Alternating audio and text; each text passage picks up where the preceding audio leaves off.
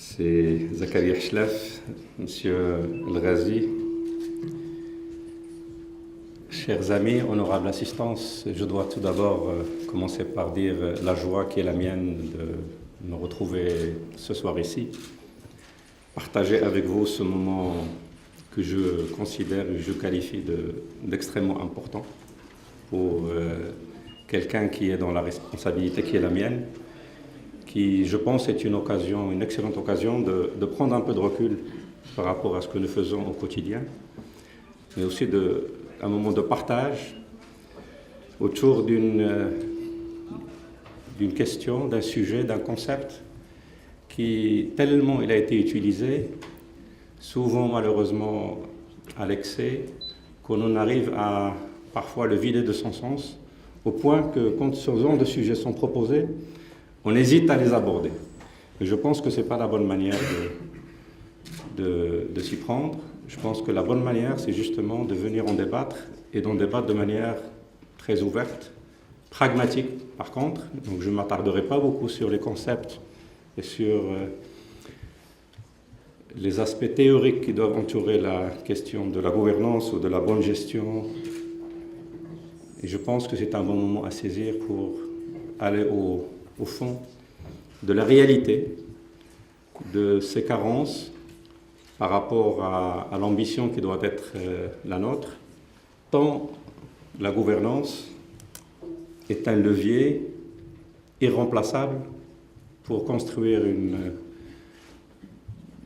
des vraies institutions, et à travers ces institutions de construire finalement une bonne société qui est capable d'avancer, de capitaliser sur ses acquis et de se transmettre d'une génération à l'autre, puisque c'est ça le challenge aussi des différents responsables, avec le moins de déperdition possible.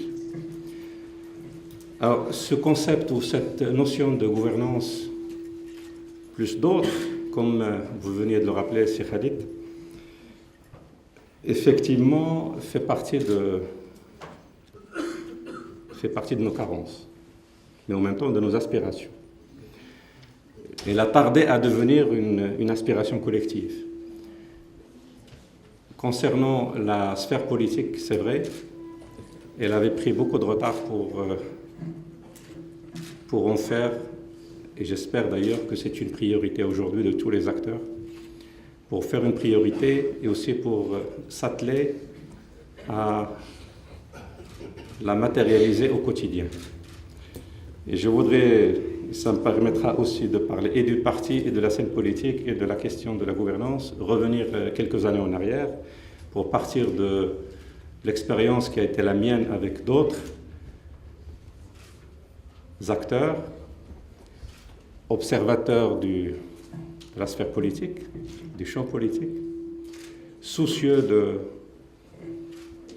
l'avenir de notre pays et du rôle que les acteurs politiques ont à jouer dans ce cadre-là. Évidemment, on ne pouvait qu'être interpellé par cette réalité. Je reviens, pour démarrer, j'aurais pu revenir beaucoup plus en arrière, mais je reviens à 2007. Je reviens à 2007, qui était une étape promise à jouer, à représenter un carrefour dans l'évolution de notre pays. Après l'intronisation de Sa Majesté quelques années plus tôt et l'ouverture d'un certain nombre de chantiers, 2007 était censé, en tout cas dans l'esprit de beaucoup, j'en faisais partie, un carrefour qui allait permettre au champ politique de se mettre à niveau et de jouer un rôle de levier avec une nouvelle impulsion d'accompagnement des réformes économiques et sociales et des réformes politiques dont il doit être aussi l'initiateur. Ceci à un moment où notre pays vivait une bonne dynamique économique et un climat social plutôt enviable dans son ensemble. Donc c'était le bon moment pour produire cette transformation et prendre des initiatives sur le plan politique, dans le sens d'une plus grande adhésion des citoyens et des acteurs de la société civile à l'exercice politique, dans le sens d'une plus grande ouverture, et notamment vers les jeunes. Et je pense que nous avons tous vécu ce 2007. La réalité et donc la déception étaient grandes. Tant on était très éloigné de ces objectifs et aucun des signaux que nous a renvoyés 2007 ne nous permettait de dire qu'on avait effectivement atteint ce carrefour et par conséquent une nouvelle ère allait pouvoir s'ouvrir. Donc pour ceux qui s'intéressaient au champ politique, et beaucoup a été écrit à l'époque et beaucoup d'analyses ont été faites, il y avait péril en la demeure. Globalement, les acteurs politiques ont failli à cette interaction nécessaire avec la réalité et avec les attentes des citoyens. Les partis politiques n'ont pas été interpellés suffisamment, n'ont pas tiré les enseignements, et ceci s'est prolongé. Donc vous vous souvenez que dans le cadre de ces analyses, il était sorti une initiative, le mouvement de tous les démocrates, qui n'était autre qu'une façon de mettre au débat public cette réalité et de voir dans quelle mesure elle était partagée avec les différentes couches de la société et d'espérer en faire une plateforme dans laquelle les partis politiques pouvaient puiser pour initier, chacun à son niveau, la dynamique qui doit être la sienne, évidemment dans le cadre de ses orientations, de son idéologie, et dans le cadre de sa structure. Là aussi, une deuxième déception, c'est que l'interaction de la base et de la société était tellement grande qu'on était en droit de s'attendre à une réaction, ne serait-ce que par opportunisme, de la part du moins d'un certain nombre d'acteurs politiques. Donc là, cette réaction n'a pas eu lieu. Et à partir de là, beaucoup de choses ont changé. D'abord, les initiateurs de cette dynamique se sont retrouvés dans des situations qu'ils n'avaient pas imaginées, avec une responsabilité qui est bien au-delà de ce qu'ils avaient prévu.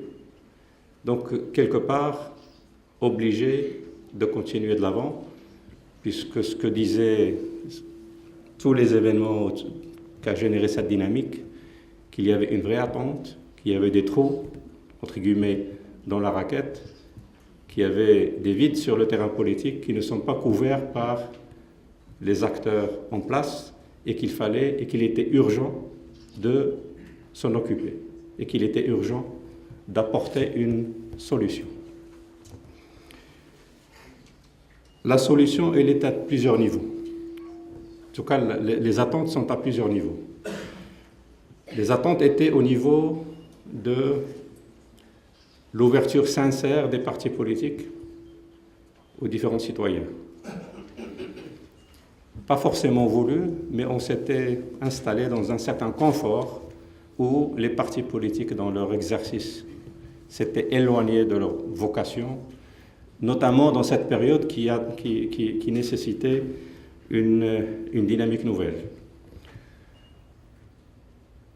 Les citoyens, l'élite, n'avaient plus confiance, on n'avait plus confiance dans le fait qu'ils pouvaient s'engager politiquement et pouvoir mener, entre guillemets, une carrière, c'est-à-dire militer, pouvoir avoir des responsabilités sans devoir attendre 30 ans, 35 ans, avant de pouvoir porter une voix ou la voix d'une partie au moins de la société. Donc en fait, une crise de confiance extrêmement profonde. Sans parler de la représentation ou la représentativité quasi inexistante de certaines couches de la société, les femmes, ce seraient les femmes, les jeunes, soit par désintérêt, soit par exclusion. Donc un air d'espoir a été créé à ce moment-là, qui nous avait conforté dans le fait qu'il n'était plus possible de revenir en arrière et qu'à partir de là, un débat s'est installé face à cette faible réactivité, voire l'hostilité de certains acteurs politiques. Un débat s'est installé, un sérieux débat sur la manière dont les choses devaient se poursuivre, ou pouvaient se poursuivre. Et pour faire court, tout de suite, le débat sur l'opportunité de créer un parti politique, ou de ne pas créer un parti politique. Alors il y avait évidemment les défenseurs de l'un et de l'autre. Il y avait ceux qui plaidaient pour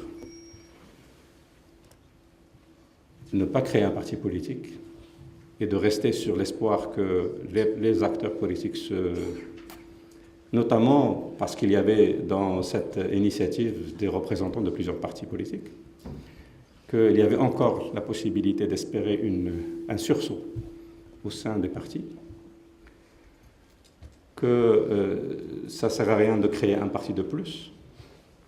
Déjà que notre scène politique est caractérisée par une inflation de partis.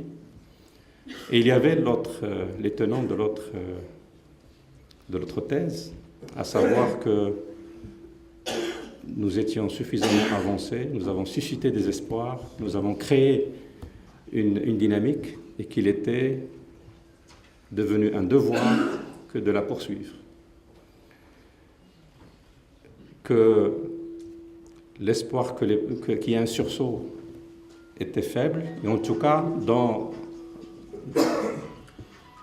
dans les temps raisonnablement disponibles pour que cette scène politique puisse effectivement commencer à bouger. Donc là aussi, je vais résumer pour dire que, in fine, évidemment, le débat a été tranché en faveur de ceux qui militaient pour la création d'une nouvelle formation politique. Là aussi, un nouveau débat. Sous quelle forme on fait ce nouveau parti? Est-ce qu'on crée un parti ex nihilo? Est-ce qu'on fédère? Ou est-ce qu'on propose à ceux qui existaient, à ceux des partis en place, d'être le point de départ d'une nouvelle initiative? Donc c'est ce deuxième choix qui a été fait, d'autant plus que, comme je dis à l'instant, il y a des partis qui étaient partants et qui ont bien réagi à cette initiative. Et donc, il n'y avait aucune raison de faire sans eux. Donc, ce nouveau parti a vu le jour assez rapidement. En partant de ce diagnostic, et là je fais quand même le lien avec la gouvernance, en partant de ce constat, de cette analyse et de cette interaction avec la scène politique de l'époque, et en partant de ces aspirations qui ont été décelées, décortiquées, remontées du terrain, et qui d'ailleurs ont été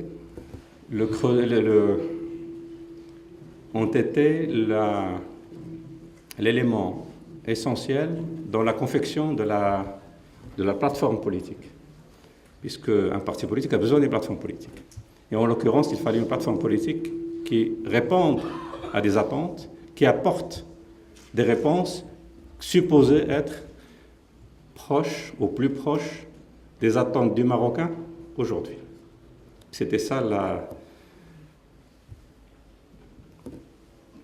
la logique et l'état d'esprit. Et c'est ce qui a donné ce qui a été appelé ensuite authenticité et modernité. Et ça va peut-être me donner aussi l'occasion de rappeler ce que c'est, au-delà de ce que chacun des mots veut dire. C'est que, et c'est la conviction que c'est ce que nous sommes en tant que Marocains. Nous sommes des Marocains porteurs d'une civilisation, avec beaucoup de points communs entre nous, avec une richesse, aussi bien sur le plan culturel, sur le plan cultuel, sur le plan social, et même des pratiques économiques qui ont donné des fruits et qu'il faut aujourd'hui préserver, développer, cultiver, mais il faut le faire de manière qui permet au Maroc d'aujourd'hui, un Maroc qui a fait un choix d'ouverture, parce que l'ouverture est une des valeurs de notre pays, mais il a décidé qu'aujourd'hui, ils ont fait un levier pour bâtir un avenir où il a une place tout à fait respectable sur la scène internationale. Donc une ouverture, mais une ouverture sur tous les plans, une ouverture culturelle, économique, avec les défis que ça suppose, mais des défis face auxquels nous avons des atouts. Et ces atouts, pour bien les valoriser, il faut les mettre au goût du jour, il faut les mettre dans un fonctionnement institutionnel, et c'est le volet modernité auquel nous faisons allusion dans la désignation du parti. C'est ça pour nous, l'authenticité et la modernité, et non pas, la modernité pour nous n'est pas s'habiller comme les meilleures stars du moment, ou avoir la coupe de cheveux de Ronaldo ou autre. C'est vraiment œuvrer pour institutionnaliser le fonctionnement de notre pays et permettre cette capitalisation sur laquelle nous avons souvent échoué. Dès lors qu'en passant d'une génération à l'autre, nous avons des déperditions. Et il est important que notre pays rattrape ces carences en aspirant à un fonctionnement institutionnel plus efficient et plus efficace. Et évidemment, par la même occasion, en épousant les meilleurs standards internationaux et les valeurs universellement admises et qui sont aussi nos valeurs. Donc ça, c'est bien, ça, c'est la première partie. C'est la partie vision, la partie théorique. Mais une fois que nous créons un parti, évidemment, nous sommes confrontés à la terrible réalité qui est de donner du sens à tout cela et d'essayer d'être mieux que ceux qu'on reprochait aux autres et ceux qu'on critiquait aux autres. Donc, il était important dans le déploiement du parti de garder ça à l'esprit, malgré le contexte et tout ce qu'a vécu le parti depuis sa création. Le contexte, évidemment, auquel tout le pays a été confronté, qui est un parti, et qui n'avait pas été imaginé. C'est immédiatement après 2008 et les élections de 2009, un début d'agitation dans la région. Donc pour le parti, après la création, il y a l'étape d'élection. Ensuite, cette agitation qui a perturbé tout le monde. Après, l'exercice de confection et de mobilisation en faveur de la nouvelle constitution. Et juste après, les nouvelles élections législatives. Donc 3 années exceptionnelles, 3 années avec des rendez-vous particuliers qui, dans la vie d'un parti, doivent être évidemment assumés et par conséquent peuvent détourner le parti de ses impératifs de construction au quotidien, de ces impératifs qui consistent à donner du sens à ce que je viens de dire. bien, malgré ça, il y avait dès le début un attachement farouche à ce que des concepts comme la régionalisation de notre action, comme l'ouverture sur les jeunes, sur les femmes, soient présents dès le début et qui sont aujourd'hui au cœur de cette dynamique qui évidemment ne s'est pas terminée et qui ne se terminera jamais, mais qui doit être matérialisée de manière cohérente avec le temps qui nous est, dont nous disposons et qui permet d'être crédible dans tout ce qui a été dit, dans ce qui se dit. Et donc c'est une priorité première parce que aussi une conviction profonde chez nous, c'est que c'est le levier essentiel qui permet ensuite de donner du sens à une bonne diffusion du contenu politique de notre projet et de notre programme et de nos programmes. Donc il y a un attachement depuis le début à faire ce déploiement qui se déroule dans globalement de bonnes conditions. Je vous mentirais si je devais dire qu'il est fini, mais je dois dire qu'il a évolué de manière très satisfaisante. Aujourd'hui, même si c'est des reproches qui sont faits ici et là, nous avons une présence partout au Maroc. Nous avons, avec des situations évidemment différentes, mais une présence dans tous les territoires, une présence dans toutes les sphères de la société, une présence sur tous les grands problèmes, une dynamique qui fait que ces présences améliorent leur fonctionnement, qui tend à une institutionnalisation. Je dois donner peut-être quelques illustrations. Nous avons aujourd'hui une présence régionale et une présence provinciale. Ça, c'est le minimum. Et nous avons en dessous des présences locales. Les présences régionales sont tenues par des conseils régionaux, par des secrétariats généraux régionaux qui sont élus. À leur tête, il y a un secrétaire général régional. Aujourd'hui, les fonctions de ce secrétaire général régional ont fait l'objet de ce que nous appelons un cahier des charges. C'est écrit. Il sait ce qu'il a à faire, ce qu'on attend de lui, comme grand carrefour de l'action du parti à l'échelle de la région dont il a la responsabilité, à savoir d'animer le parti, de le développer, de développer les adhésions à l'intérieur de son territoire. Et à propos des adhésions, je crois que c'est un sujet important dans les partis politiques.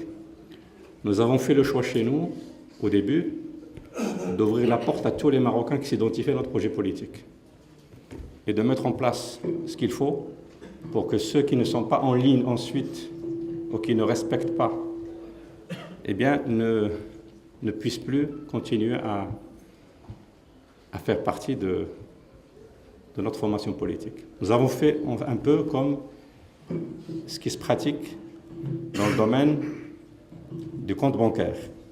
C'est un droit jusqu'à ce qu'on constate des abus. Donc, et je pense que c'est une façon qui fonctionne assez bien. Évidemment, ça suppose de mettre en place des outils d'accompagnement de ce genre de choix. Et l'accompagnement, c'est à deux niveaux. Des commissions d'éthique qui permettent d'investir et d'investiguer et d'instruire les plaintes et les écarts de bonne conduite. Et c'est aussi quelque chose qui a été mis en place plus récemment, des conseils régionaux, qui sont un peu le pendant du Conseil national, qui est en quelque sorte le parlement du parti, et qui permet Donc c'est une expérience qui vient d'être initiée et menée à son terme. L'objectif à travers elle, c'est de doter ou de permettre aux secrétariats régionaux de disposer, à travers ces conseils régionaux, d'une plateforme dans laquelle nous avons une bonne analyse de la situation de la région au niveau politique, économique, culturel, social, et qui doit être la base pour confectionner des visions à l'échelle d'une région et qui évidemment viendront nourrir et alimenter les visions nationales et donc alimenter les stratégies nationales, les programmes nationaux, puisqu'il ne suffit pas qu'il y ait un secrétaire général avec un bureau politique qui se réunissent, même si nous réunissons souvent, une fois par semaine, et qui décident qu'en matière d'éducation nationale, c'est ça la vision du parti, en matière d'infrastructure, il est important que nous puissions, pour une plus grande efficacité, que nous puissions donner du sens à ces organisations, pour qu'à l'avenir, au-delà des aspects idéologiques, que nous puissions construire les visions et non pas décréter les visions. Une vision, ça ne se décrète pas. Une vision, ça se construit par rapport à des carences, à des objectifs, et qui ensuite interpelle chacun pour mobiliser les moyens pour y arriver. Et c'est ça qui nous permettra de jouer le rôle nécessaire, alimenter nos parlementaires et leur permettre aussi de jouer le rôle aujourd'hui dans l'opposition, demain dans d'autres positions, d'alimenter aussi, et ça c'est un domaine sur lequel nous progressons, nos élus locaux. Et le rôle de nos élus locaux est clé. Et nous pensons d'ailleurs, sur le registre des valeurs ajoutées, nous pensons que notre pays a fait beaucoup de réformes. Et au niveau de la Constitution, ce sont de grands acquis. Même si ces acquis restent incomplets tant que nous n'avons pas fini le chantier qui consiste à déployer sur le terrain les lois qui doivent nous permettre de vivre ces acquis. Donc, après ce qui a été fait dans la Constitution, et j'espère un déploiement rapide et efficace, l'un des grands chantiers sur lequel nous allons mobiliser, c'est de produire des réformes au niveau local, à travers la réforme de la charte communale, notamment. Une réforme qui doit donner et qui doit accompagner d'ailleurs la régionalisation.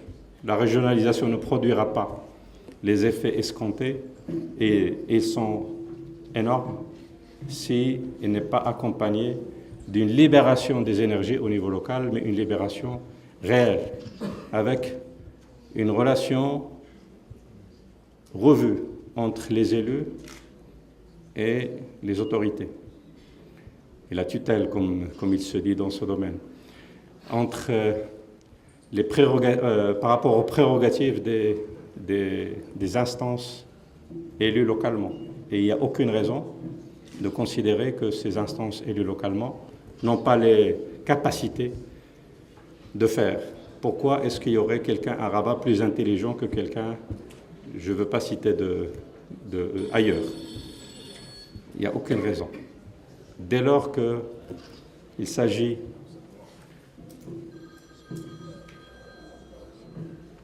de Marocains qui aura passé un certain nombre de caps, on est supposé, même si au début ça ne va pas être parfait, on est supposé aboutir par le même processus qui nous produirait beaucoup d'intelligence au niveau de la capitale, produire ces mêmes intelligences au niveau local. C'est ça qui nous permettra de disposer d'un pays qui, sur l'ensemble de son territoire, se développe sereinement, de manière probablement plus efficace, et dans le cadre d'un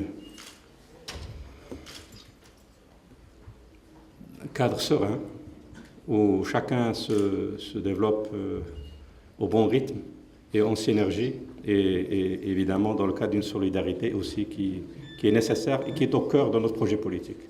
C'est pour ça que s'il fallait traduire authenticité et modernité, pour que notamment des étrangers comprennent, ça serait une démocratie sociale. C'est comme ça que nous l'avons traduite.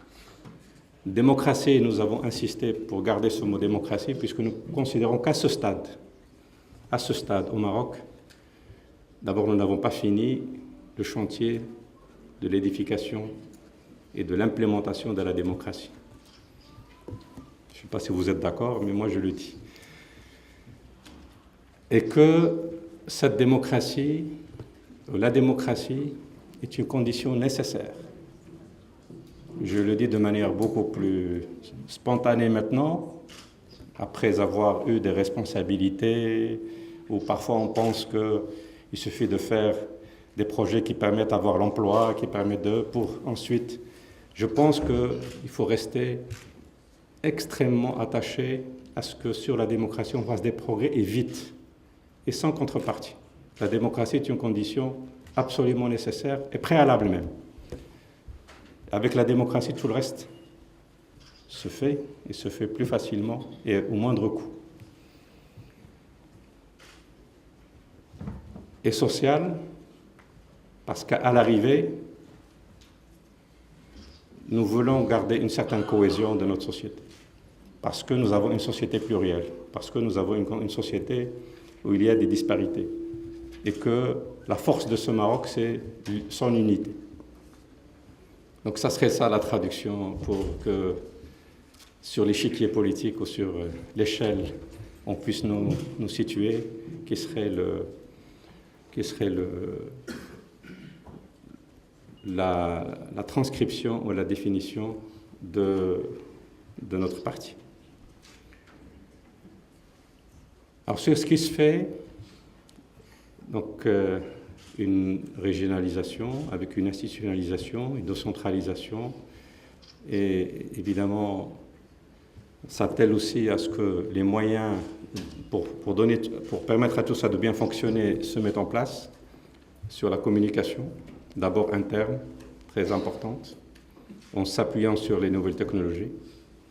Donc une attention a été faite pour doter le siège central des moyens de jouer ce rôle. Là aussi, qui ne se termine pas, mais c'est un chantier qui a permis au cours de ces derniers mois de donner de bons résultats, de permettre une meilleure liaison, une meilleure connexion et donc une meilleure efficacité entre les différents corps du parti, le siège, les instances régionales, les groupes parlementaires, le Conseil national. Et nous en faisons aussi un chantier extrêmement structurant qui ne va pas se terminer et qu'on va approfondir, qu'on va pousser le plus loin possible pour permettre, in fine, j'espère, et le plus tôt possible, à tous nos membres et à tous nos militants de disposer des informations nécessaires et utiles dans les meilleurs délais. Et évidemment, puisque ça fait partie des axes qui ont été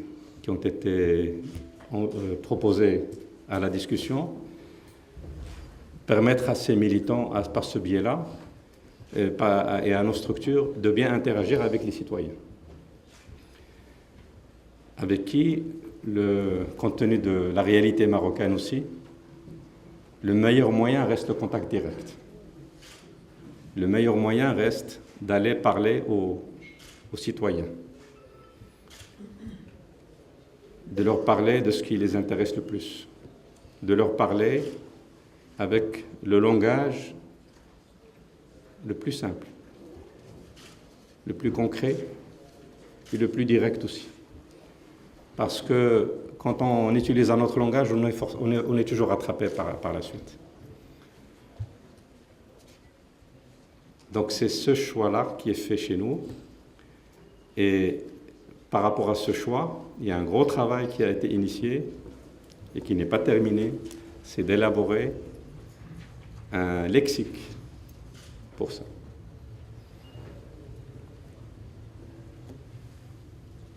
Ce n'est pas un exercice facile, parce que notre ambition, c'est de dire la même chose dans différentes régions, avec peut-être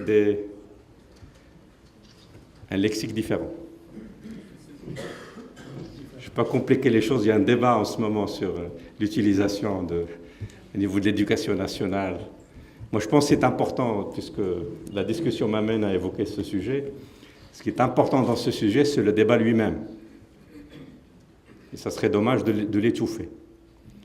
Ce qui est important, c'est le débat lui-même. Et de manière générale, il faut créer les plateformes pour que le débat puisse, et c'est d'ailleurs l'un des corollaires et des conséquences et des résultats d'une bonne démocratie, c'est que le débat puisse avoir lieu sur la plupart sur tous les sujets qui concernent la société, ce qui permet aux faire de faire les meilleurs choix. Donc ce débat, nous l'avons en partie chez nous, mais nous ne voulons pas en même temps que ce débat puisse retarder le chantier de la réforme de l'éducation nationale, sur lequel un certain nombre d'acquis a été obtenu. Je rappelle qu'il y a eu des visions, il y a eu un travail qui a été obtenu par l'adhésion et par la participation de la plupart des acteurs nationaux, qui avaient notamment débouché sur ce qui a été désigné comme le programme d'urgence, et que sur ce chantier, là où nous pêchons aujourd'hui, c'est sur l'opérationnalisation de ce sur quoi nous nous sommes mis d'accord. Donc il ne faudrait pas qu'un débat sur une question extrêmement importante vienne retarder ou nous faire oublier ce sur quoi on s'était mis d'accord et que nous avons échoué à implémenter. C'est ce qui va être dans ce que nous allons remettre dans les jours qui viennent, puisque ça a été demandé à tous les partis politiques, au nouveau président du Conseil supérieur de l'éducation, comme contribution de notre parti à ce que cette dynamique de réforme puisse prendre son chemin.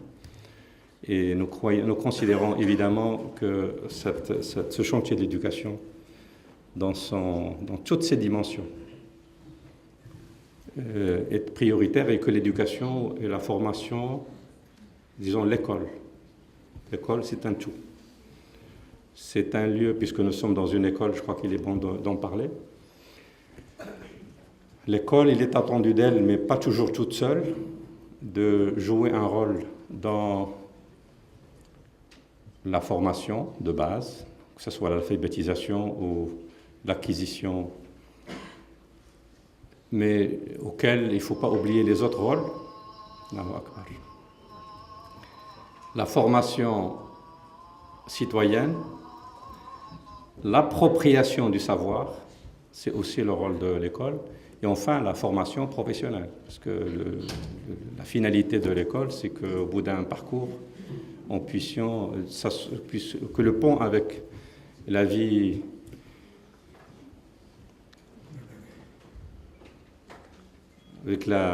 professionnelle puisse se faire dans d'assez bonnes conditions et sans forcément d'autres travails supplémentaires.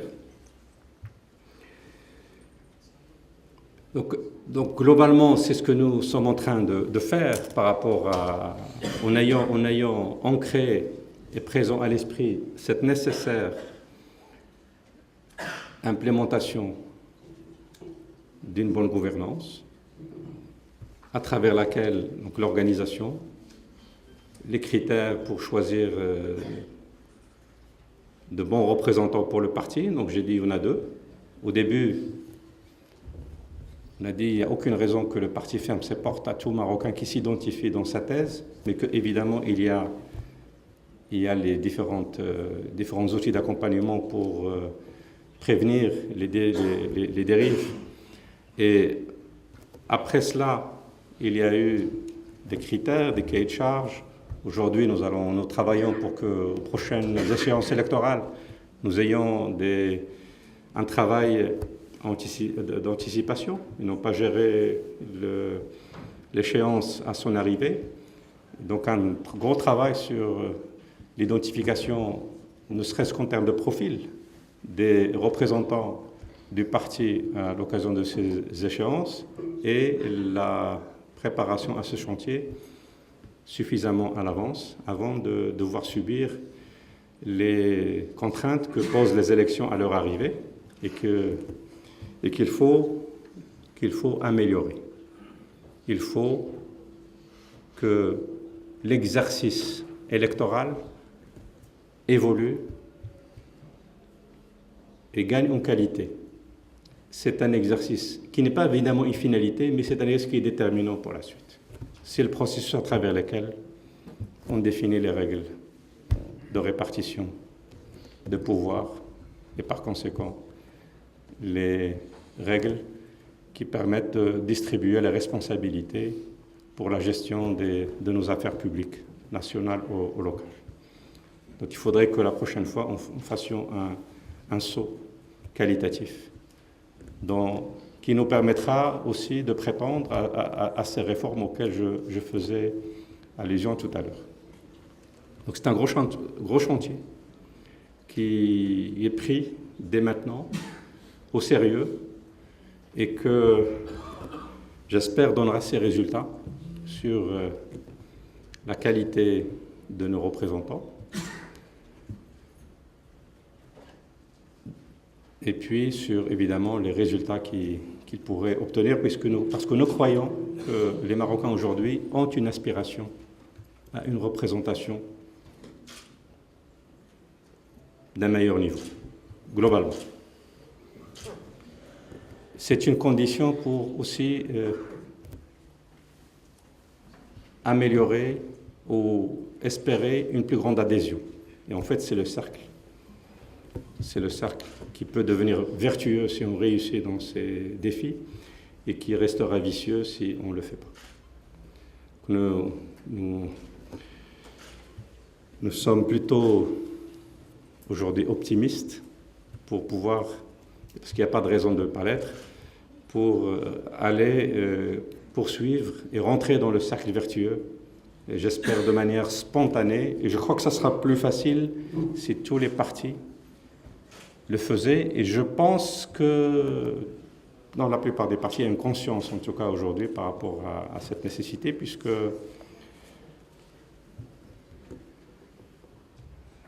le contact de terrain avec les Marocains nous permet de savoir ce qu'ils pensent de manière sincère et ce à quoi ils aspirent.